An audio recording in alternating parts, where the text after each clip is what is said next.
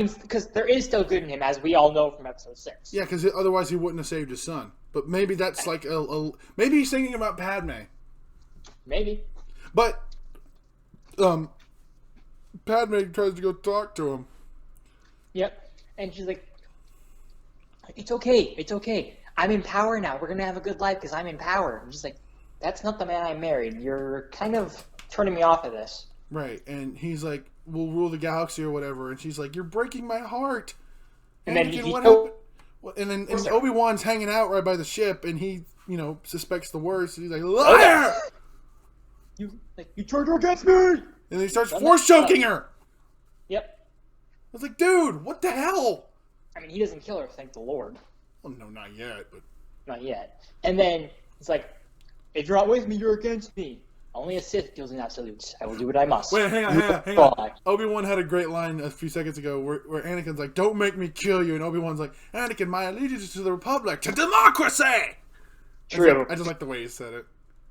Democracy! And then they get into a even more choreographed lightsaber fight, which I won't lie is pretty cool.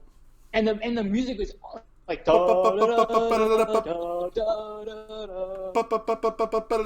John Williams, you genius. Mm-hmm. And then Yoda goes to confront Chancellor Palpatine. They have a lightsaber fight. Yes. It doesn't go very well for Yoda. If so powerful you are, why leave?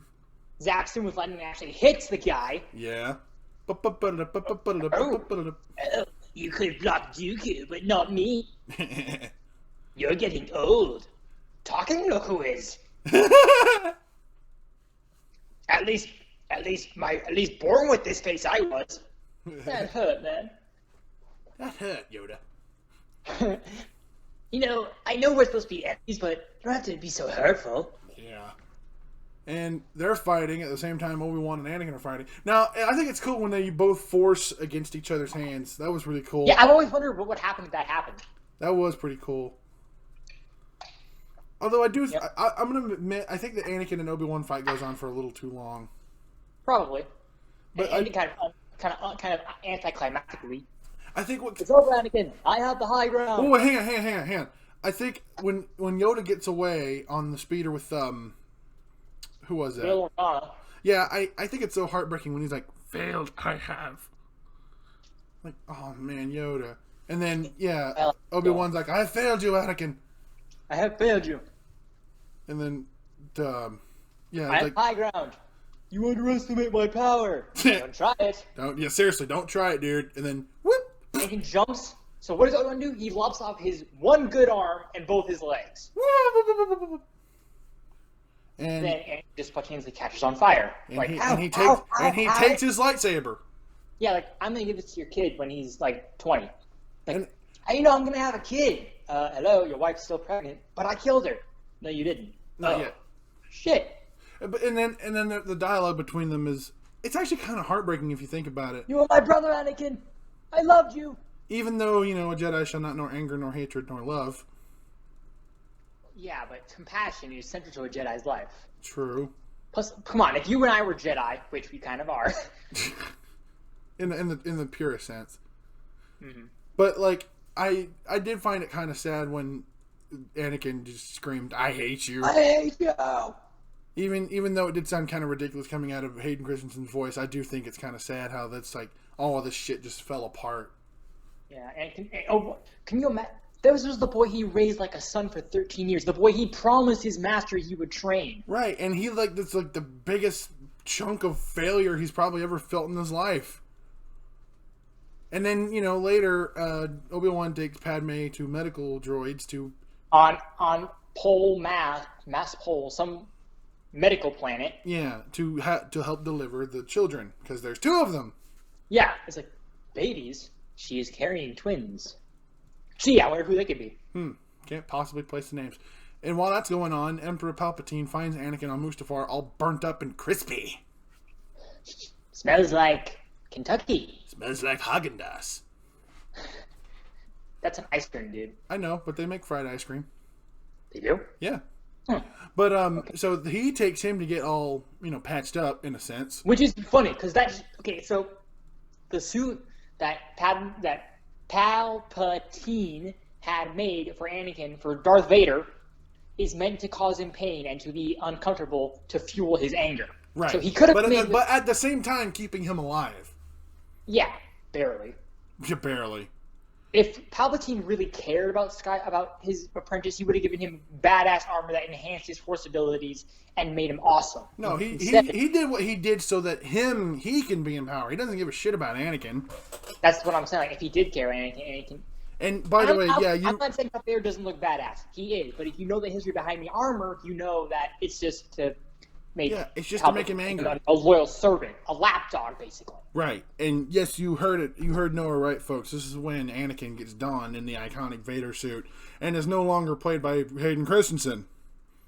Well, in voice, but he's still spiritually Hayden Christensen. He's like he's saying Hayden Christensen lines. Yes, where is Padme?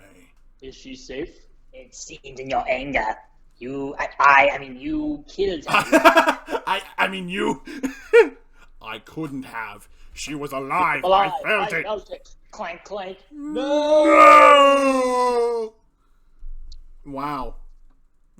I've never felt such a least powerful no in my life. James Earl Jones should have stopped up and said, I better get a big double for that saying that crap.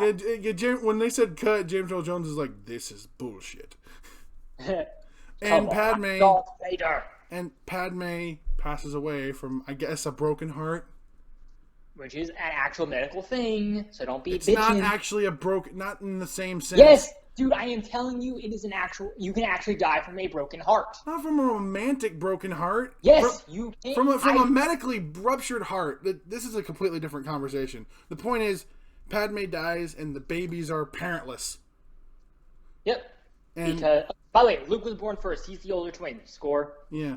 And so Obi-Wan has a very logical decision. Keep them away from Vader.